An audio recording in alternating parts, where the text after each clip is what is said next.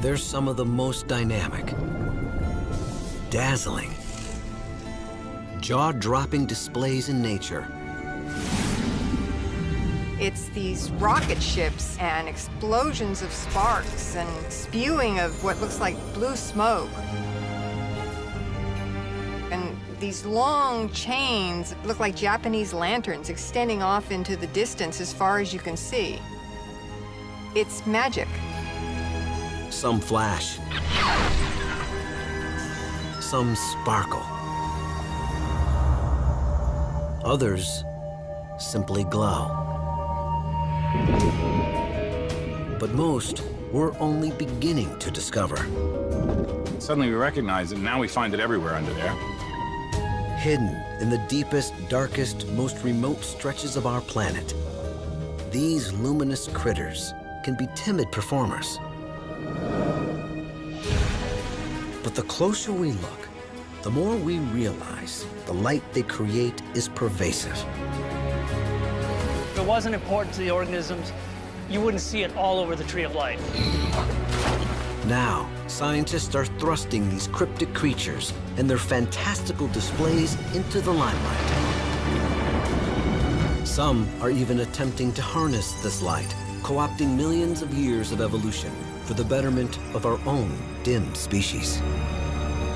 We have to go down to the ocean to find these animals that give off light so we could then understand ourselves. To me, it's a beautiful connection.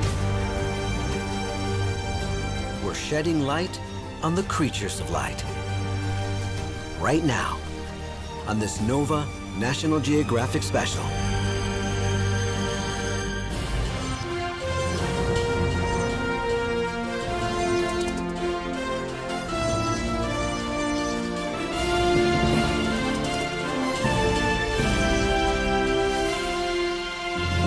Major funding for NOVA is provided by the following. The David H. Koch Fund for Science, supporting NOVA and promoting public understanding of science. And the Corporation for Public Broadcasting, and by PBS viewers like you. Thank you. It's one of life's essential ingredients. We soak up its energy,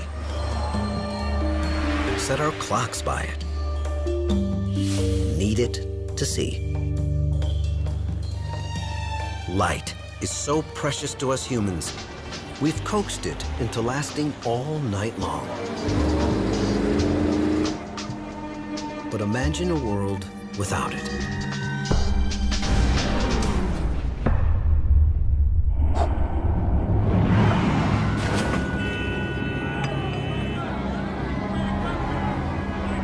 While we're cursing the darkness, countless thousands of other species have evolved a much brighter response.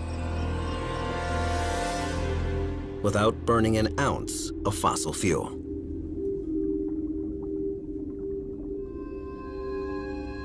It's called bioluminescence. Living light.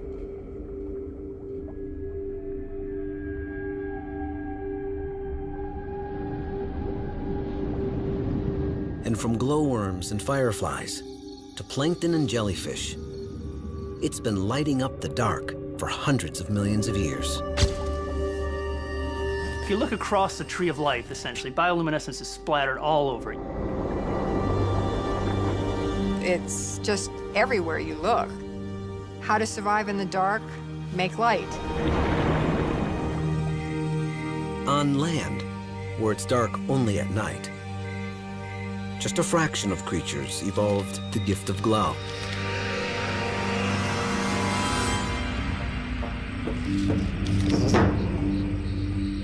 But descend into the deepest depths of the oceans, where the bulk of Earth's creatures reside, and you find a very different story. Down here, as many as 90% of life forms shine.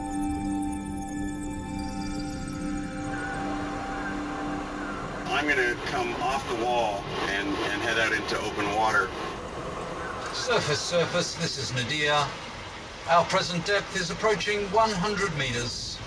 Life support, okay. That's why a team of scientists from New York's American Museum of Natural History is here, plying the dark waters of the South Pacific Ocean in search of new luminescent creatures. I'm going to start motoring away here.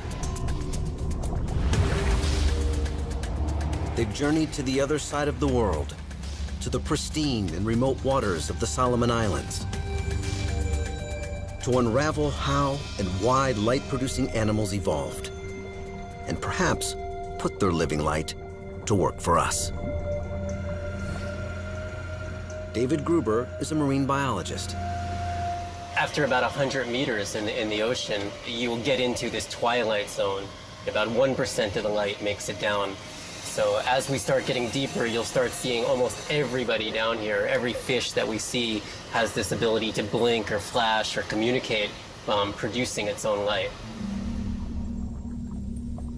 The problem is, common as bioluminescence may be down here, it's challenging to study, even with a submersible.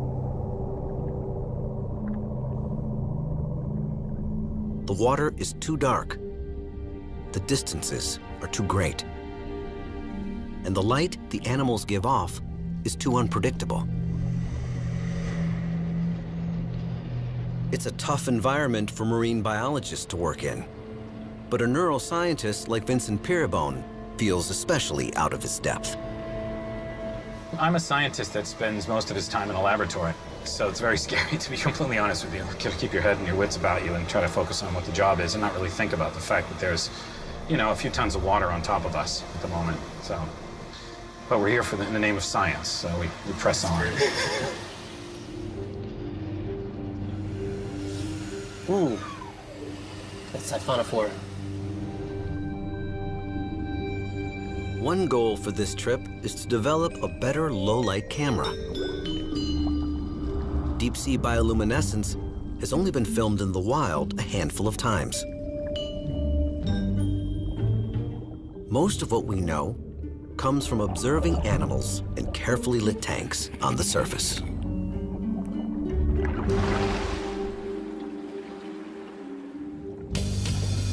Whether it's the infamous anglerfish with its luminous lure, or the light-packed viperfish, one of the deep's most ferocious predators, scientists typically collect them in small trawl nets, like these. Bob, you're gonna turn around the net, right? Yeah. All right, thanks. They then examine their unique light-producing organs to infer how they work. That's what biologist John Sparks is trying to do with this viperfish. They may be fierce, but even the big ones are actually pretty small. This is a monster for these things. They're a bunch of different species. They're hard to tell apart. I mean, I've actually never seen one that big.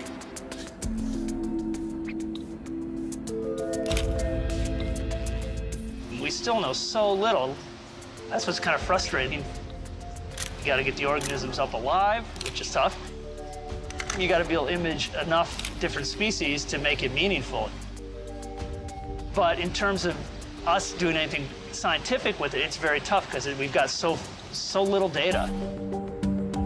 What scientists want to understand is how luminescent features became so pervasive in the deep ocean, and why, in a world full of predators, would animals invest so much energy into lighting up and standing out in the first place?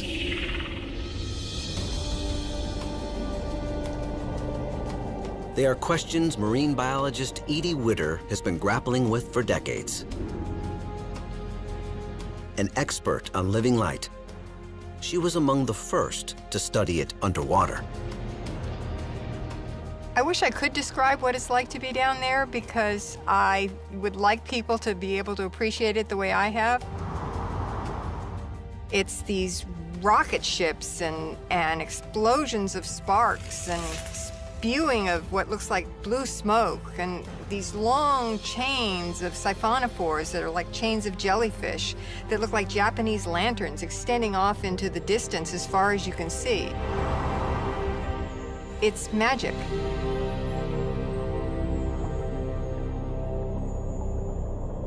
Edie devised her own methods to trigger these underwater light shows. She mounted a large screen on the front of her submersible. When creatures bump into it, they light up, and her low-light cameras record them in the act. Over the years, the aptly named SplatCam has helped bring to light some of the most bizarre creatures in the deep. Everything from jellyfish to sea cucumbers.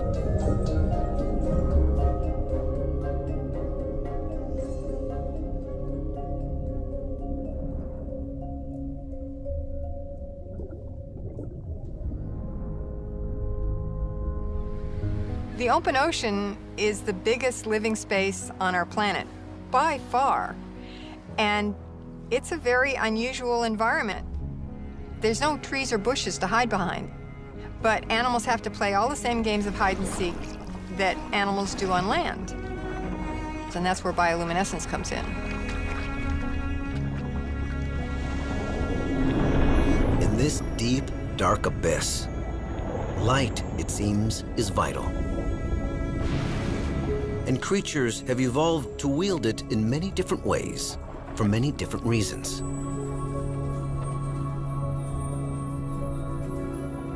Tiny organisms called dinoflagellates, for example, alight in unison whenever the water around them is disturbed, taking the shape of whatever swims through them.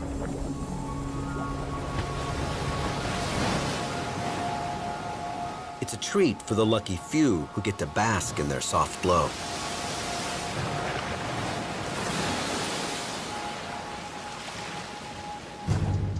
But for predators of these microbes, like shrimp, it's more like tripping a motion sensor. Every time they make a move, the lights come on and give away their location.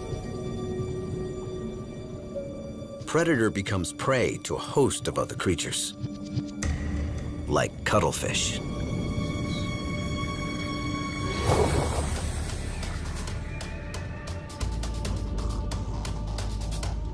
But some shrimp are armed with their own light-filled defenses.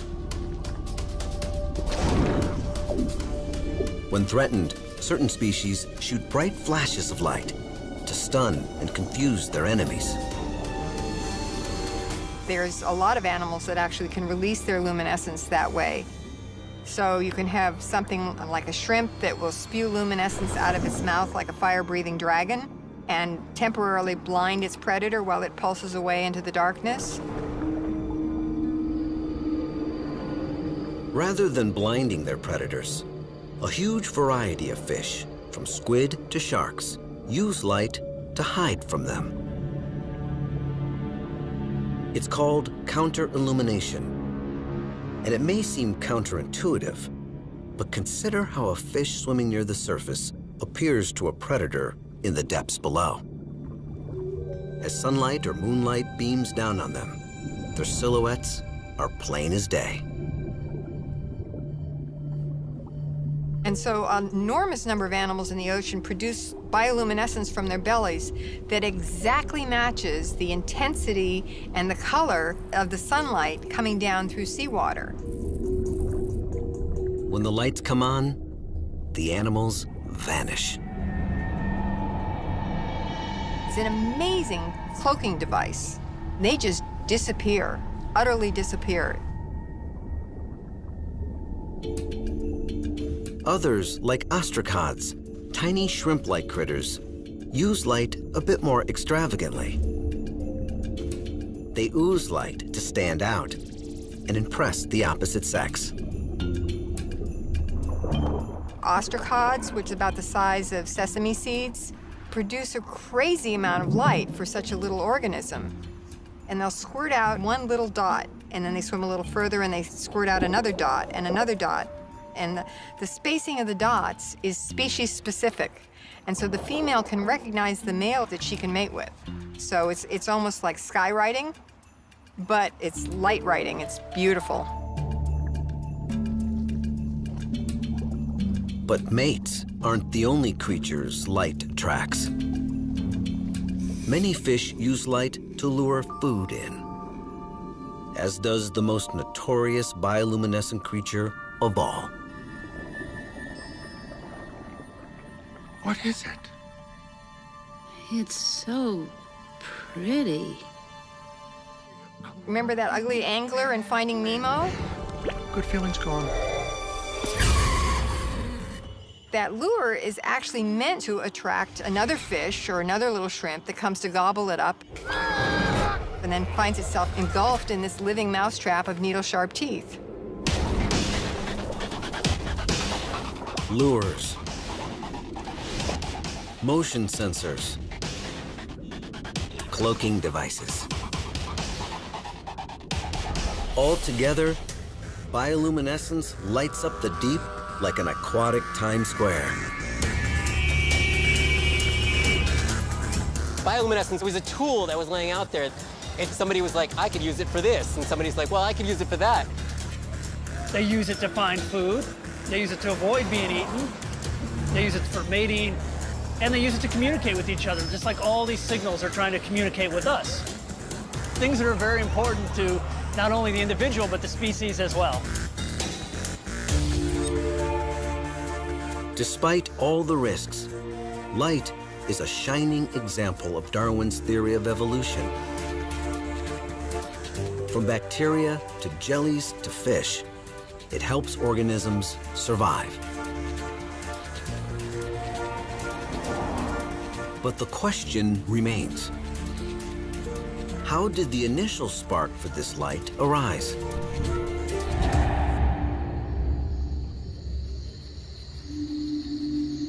To find out, scientists have turned to a different set of bioluminescent creatures, ones that are a bit more familiar and easier to study. Land critters have evolved their own special ways of using light. Take the glowworm, for example. Like anglerfish of the deep, thousands of these fly larvae light up the roofs of these caves in New Zealand like the night sky to lure in a meal. The starry ceiling fools prey like flies and moths, which are attracted to the light. As they fly upwards, they get trapped by the glowworm's sticky, thread-like snares.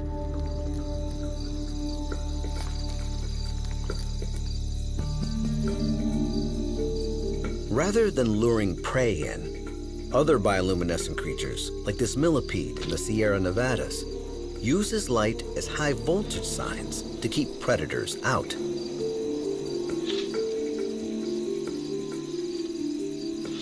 The bugs are laced with cyanide.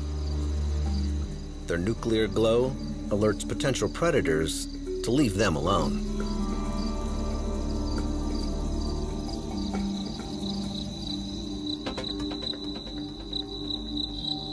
And then there are probably the most familiar displays of all. The brilliant flashes of fireflies are some of the most sophisticated mating strategies ever evolved. The ultimate in romance languages.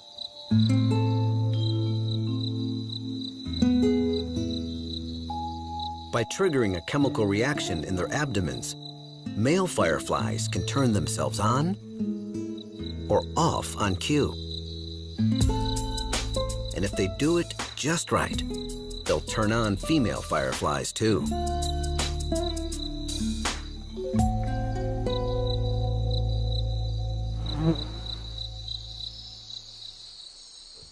University of Florida biologist Mark Branham has devoted the last 15 years to deciphering this elaborate language of love. It's like breaking the code. A secret code that has two parts. If you actually measure these flash patterns very, very carefully, there are some features that are always standardized, and we think those are the parts of the signal which say, I'm a member of the following species. One of the 2,000 different species of firefly. which are actually not flies at all. They're beetles. There's also parts of the signal that have a lot of variation across individuals. This second set of flashes is personalized. The timing differs from fly to fly within a given species. Males are telling females, I'm a member of this species, but also here's a little bit about me. It's the females who actually make the choice. They can see all these males flying around flashing, and they see lots of variation in those signals, and some are more sexy than others, and so those males get a flash response by the female.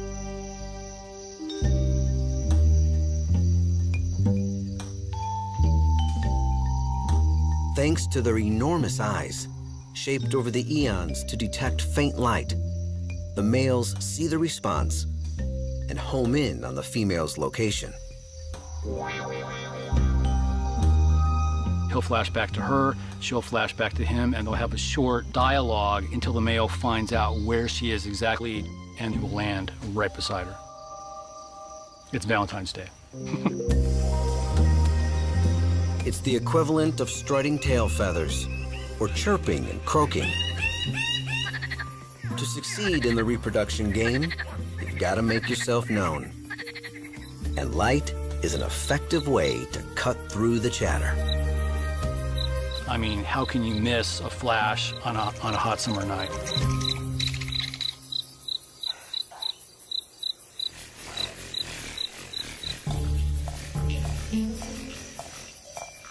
So how do fireflies and everything else that lights up, both on land and at sea, produce these brilliant flashes?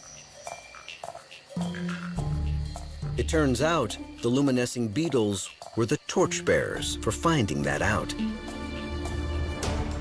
In 1885, a French biologist working on a firefly cousin called Pyrophorus deciphered the chemistry responsible for their magical glow. He determined it's the result of a reaction between two chemicals, which he named for the fallen angel Lucifer, the light bearer. One chemical, luciferin, acts as the fuel, kind of like gasoline. The second, luciferase, is an enzyme, which fires the reaction like a spark plug. When the chemicals are mixed together in the presence of oxygen and some other key ingredients, they react, and the excess energy is given off as light.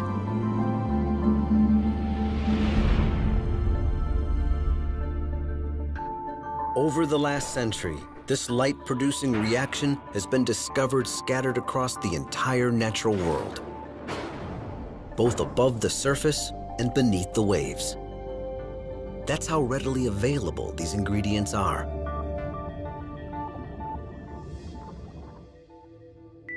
The actual chemicals differ from creature to creature, but the basic mechanism of fuel and spark is the same.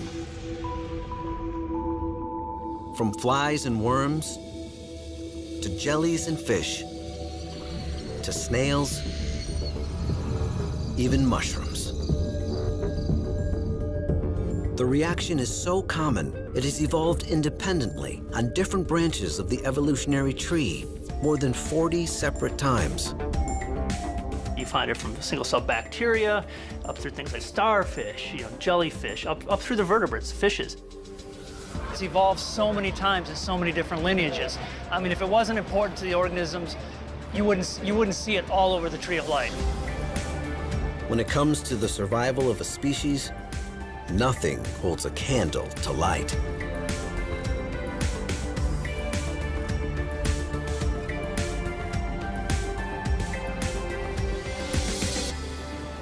But living light turns out to come in a variety of flavors. And back on their ship in the Solomon Islands, the scientists from the American Museum of Natural History are now preparing to study an altogether different type. Unlike the bioluminescence of the deep, this second kind, found in shallower waters, doesn't produce light of its own. Rather, it absorbs light from an outside source, soaks in its energy, and spits it back as a different color. It's called biofluorescence.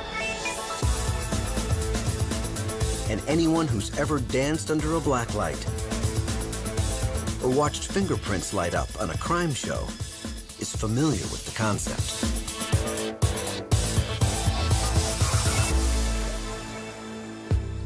Fluorescent chemicals absorb light in a unique way. Down at the atomic level, light jolts electrons into more energetic orbits around the nucleus.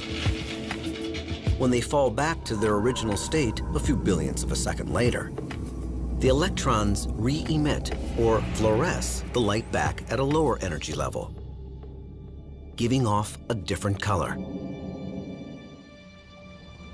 Fluorescent animals work the same way, only their special chemicals, typically fluorescent proteins, are built into their skin and other tissues.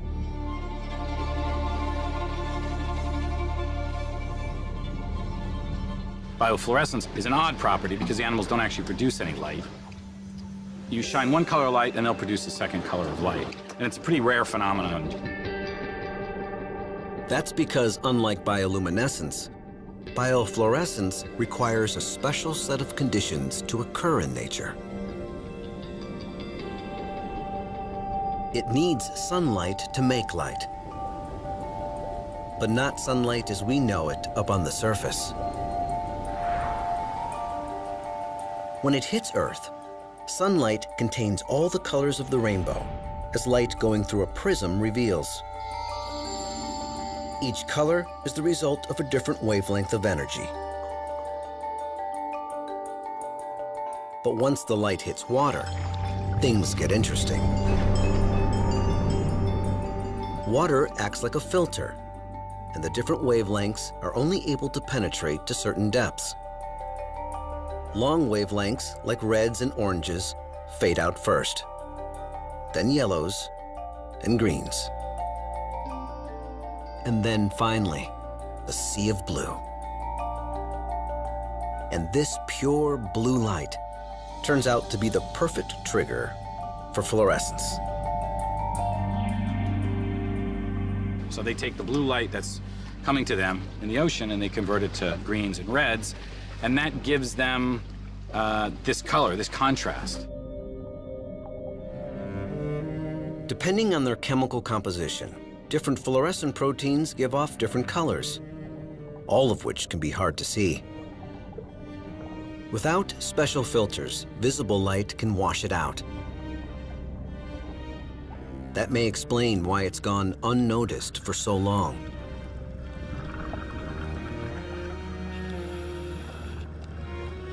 How animals use fluorescence is still a mystery.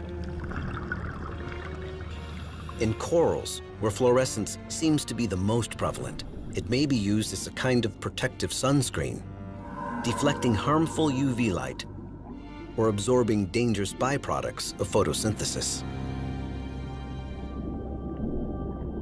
So the coral is this piece of rock with a skim coat of a few cell layers on top. And in that layer, it's packed with this fluorescent protein. These animals are doing a lot of work to produce a lot of this protein. That's the mystery. Why are they doing it?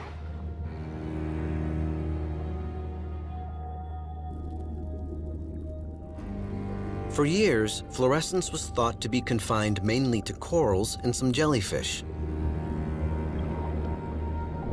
But recent finds reveal it may be much more widespread.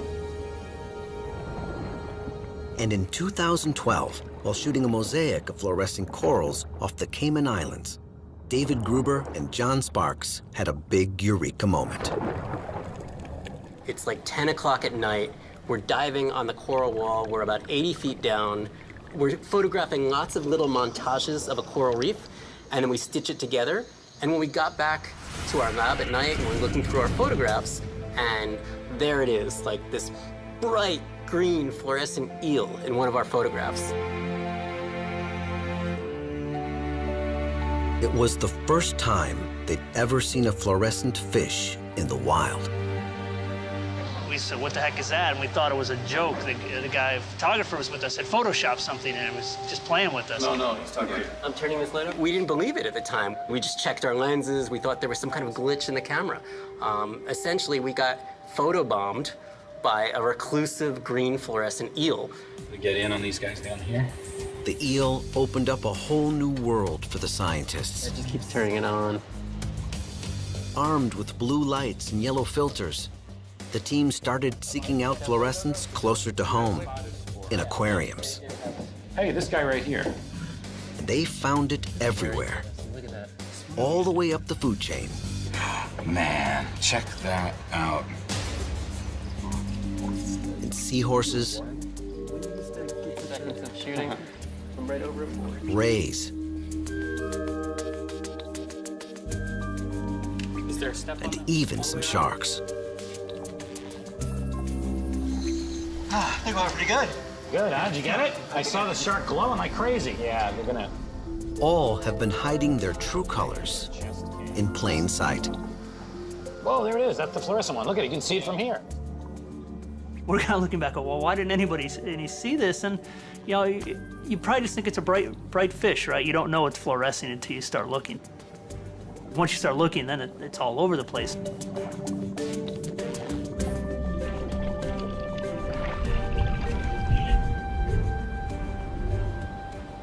To find out how prevalent fluorescence is, the scientists needed to move beyond aquariums and study it in the wild.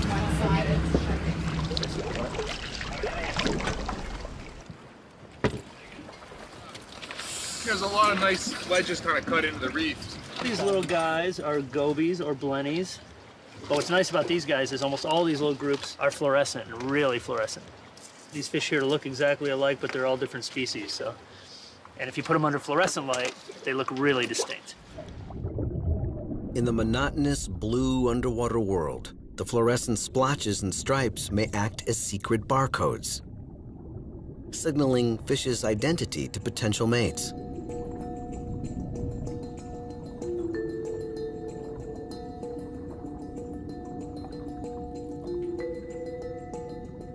It's an idea made even more compelling when scientists look closely at the fish's eyes. Unlike human eyes, many fluorescent fish seem to have built-in yellow filters. The filters block out the ambient blue in the water, letting the vibrant colors of fluorescence stand out. This world that's been hidden to us may be plain as day to the fish. The coral reef is one of the most competitive environments in the world. It's one of the most biodiverse. Everybody is fighting for space. So by having this ability to fluoresce, they're creating a richer world for them. And now for the first time, we're beginning to see this world that they've been seeing for millions of years. Yeah, let's test it. Bring in the patient. For neuroscientist Vincent Peerybone, the discovery of new fluorescent animals is particularly exciting. Impressive. Wow, it's brilliant, brilliant. He's especially interested in the proteins that make the fish fluoresce. He's hoping to use them to light up living nerve cells and ultimately map the human brain. The inside of the brain is a black box. It's probably the most amazing instrument on the entire Earth, and nothing else comes close to the ability of the human brain. And yet we don't have even a very thin understanding of how it works. So we've been in the ocean looking for proteins that we can put into nerve cells so that those nerve cells glow. And we interpret that information and find out how the brain is doing what it does. Scientists use fluorescent protein to light up the inner workings of cells. The initial work began with a green fluorescent protein, or GFP, which was initially isolated from this jellyfish. Green fluorescent protein is like a little bicycle reflector that you could tag onto any protein. And then you'll watch in real time that protein moving about the cell in a living cell. To do it, scientists take the gene that carries the recipe to make green fluorescent protein and insert it into cells. Once the genetic instructions are inside, the cells make the protein. When scientists hit the organisms with blue light, the targeted cells fluoresce green. So this revolutionized our ability to see at the protein level inside living cells. GFP was a Nobel Prize-winning discovery, bringing to light everything from the way cancer spreads — these are malignant cells traveling through blood vessels — to how viruses infect and replicate. Here's HIV, the AIDS virus, spreading from one cell to another. If scientists attach GFP to virus-resistant genes and insert them into the DNA of animals, like mice and cats, they can even assess potential cures for AIDS, lighting up entire creatures in the process. So GFP was a beautiful discovery. It allowed people to see cells in green. So it makes essentially what's completely invisible visible. Scientists have since manipulated GFP to fluoresce different colors, enabling them to tag different cells at once. Very green, very green. Very green, yeah, it's beautiful. They've also gone beyond that, mining the deep for new fluorescent proteins and finding colors across the light spectrum. But human brain tissue presents a unique challenge. It's quite dense, and none of the colors discovered so far can easily pass through it. So neuroscientists like Vincent have been looking for colors with longer wavelengths, like far reds and infrareds that can. Reds are a little bit better. They go a little bit deeper, but infrared will pass all the way through the tissue. So for neuroscientists, the holy grail has always been as far red as possible. Yeah, exactly. Got it. So getting these things out of the ocean is really key. It's the only place they've ever been found. And we're back here again looking for ones with different colors, different intensities. So that's our mission. To find the glowing creatures Vincent needs, the team dives at night when there is no natural light to obscure their vision. We are getting ready for a scoping mission to be looking for biofluorescence out here on the reef. And we're going to be using this camera. To stimulate fluorescence, they'll shine blue lights that match the blue found underwater during the day and look through yellow filters, just like the ones the fish see through, to block out the blue light they're shining. So this way we can be sure that everything we see in here, the different critters that we're looking at, are truly biofluorescent. Ready to roll? Yeah.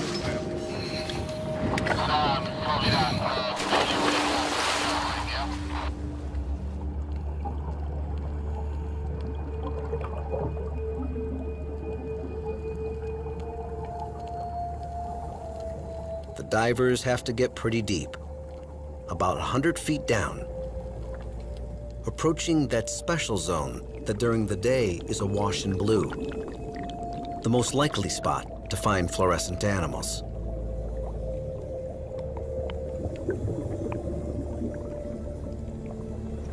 The reef is dramatic, even under blue light.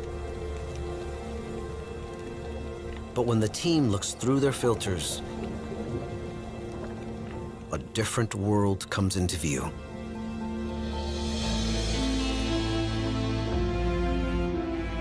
A Technicolor dreamscape.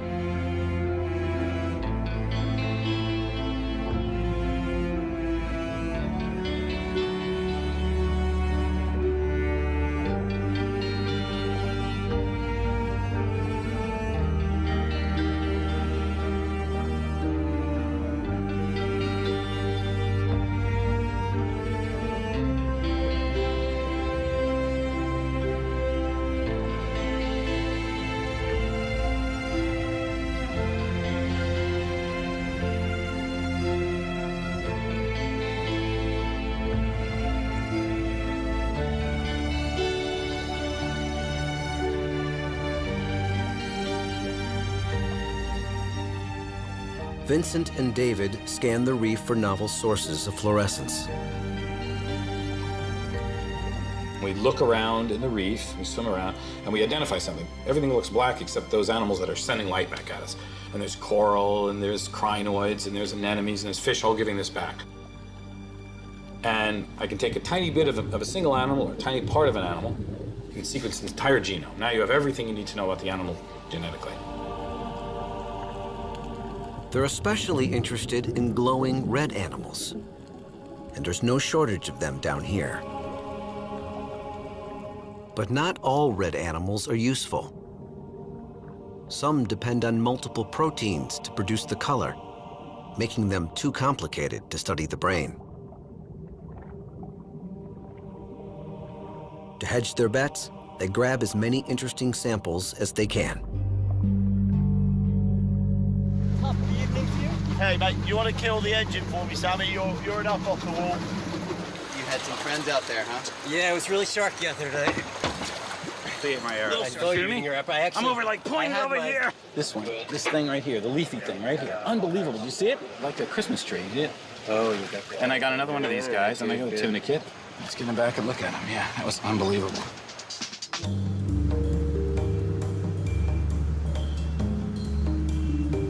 Back at the ship's lab, the scientists anxiously examine their catch.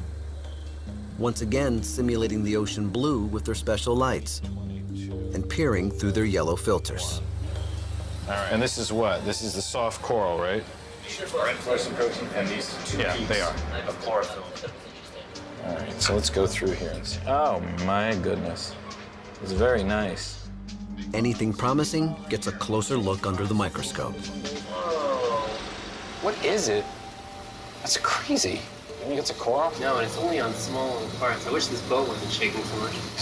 Somebody radio up. Somebody radio up and just stop moving the boat. Not everything they collect turns out to be fluorescent. Nothing. It's not fluorescent at all. No. Not a single bit. That's right there. Good one. They do isolate several interesting green specimens, photographing and freezing away each one.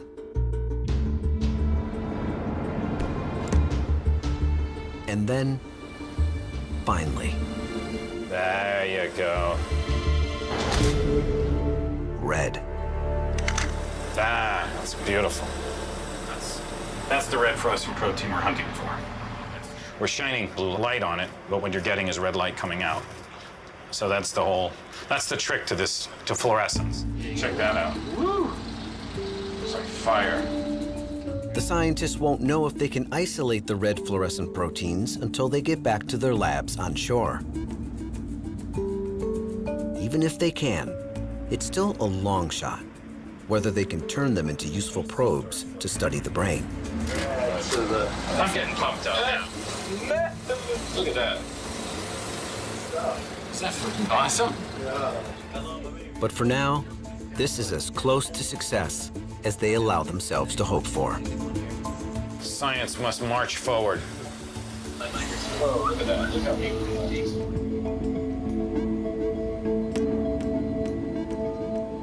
Back in New York, John Sparks and David Gruber rescue their samples from the deep freeze at the American Museum of Natural History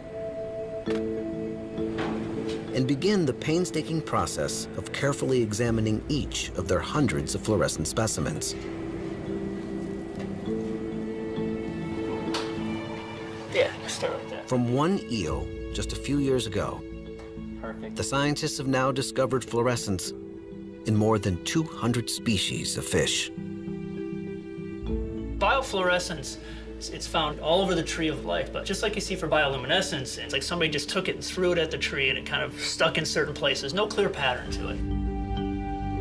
Now it's a matter of extracting the proteins from the diverse creatures, starting with a bit of tissue. We only want to isolate the little bit of the tissue that is fluorescent and nothing else. Let's go from Extraneous here, tissue, yeah. here to here. Yeah. Perfect. Now let's go into here. Beautiful.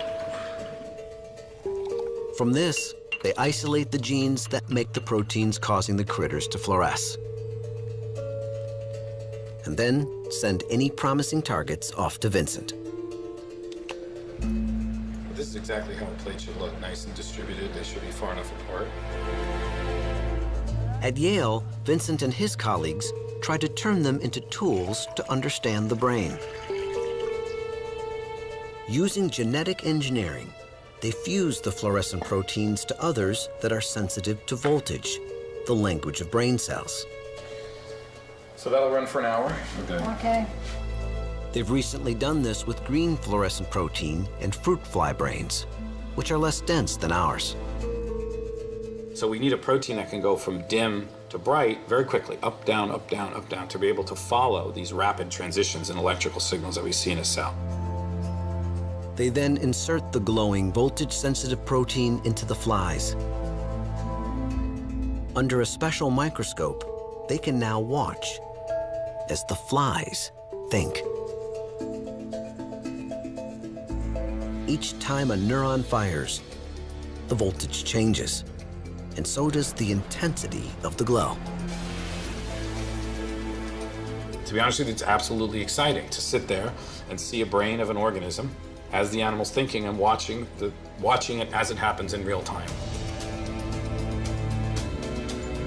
Unlike conventional scans, which measure activity across the entire brain, these flashes of light and color are some of the first direct images of electrical activity of individual neurons in a living, thinking brain, the basis of all behavior. Here's a fly being presented with a new smell. When going to sleep. When waking up. So far, the scientists have managed to image just a handful of neurons, a far cry from the 86-odd billion powering the human brain. But to Vincent, it's a profound step on the way to decoding how our brains govern our actions and conjure our thoughts. Ultimately, that nerve cell activity is what gives us consciousness, memory, behavior, personality, everything we do. It derives from that. So not understanding that is an absolute crime. And now with these probes that we're developing, we can now start to record every single neuron. To map anything more sophisticated than a fly, though, Vincent is missing one key ingredient: those red fluorescent proteins. Fly brains are tiny and relatively transparent. Green fluorescent protein can penetrate them easily. But for bigger, more complex brains, scientists still need infrared. Again, the goal of the far red is to have this ability to shine far red light, which penetrates through tissue better. So red is just really what everybody wants. It'll take years to fish through the hundreds of samples recovered in the Solomons. They're still working to purify the bright red coral that had them so excited on the ship. But one of the fish they picked up, a species of lizardfish, seems to fluoresce far red light quite well. The team has just determined that a single protein is responsible for the red fluorescence. And Vincent hopes to soon engineer it to light up neurons. These tools that we're developing and that other labs are developing are giving us a chance to witness those things we've wanted to witness since neuroscience began 100 years ago. But we're, for the first time, being able to see the process as it happens. And the promise of glowing creatures isn't limited to the brain. Around the world, other researchers are harnessing them in many different ways.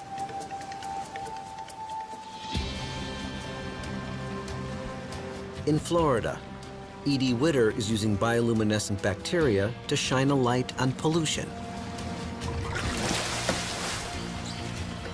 Toxins in polluted water happen to interfere with the bacteria's ability to produce light. The more polluted it is, the more the light dims, so you get a relative measure of toxicity. By taking sediment samples in threatened estuaries, mixing it with the bioluminescent bacteria and measuring the light they give off. The technique provides a quick and cost-effective way to detect pollution. Elsewhere, scientists have modified firefly genes in the hopes of creating bioluminescent trees that could one day light up cities. Another lab has co-opted marine bacteria to produce an electricity-free lamp. And it might not be a cure for cancer or a map of the brain, but one company has made biofluorescence available to the masses. With green fluorescent ice cream, a mere $220 or so per scoop.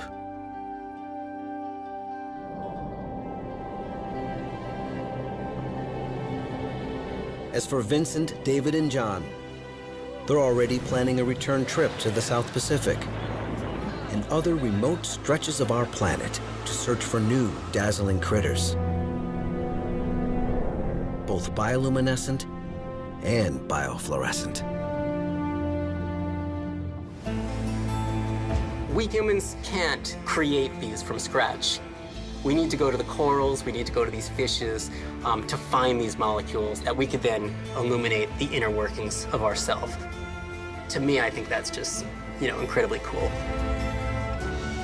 We're only just beginning to see the light of this mysterious, hidden world. Who knows what illuminating wonders await?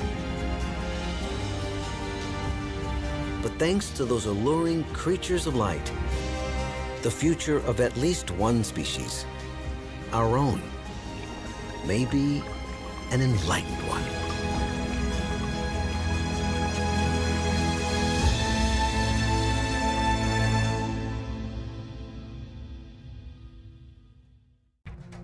The investigation continues online, where you can watch this and other NOVA programs.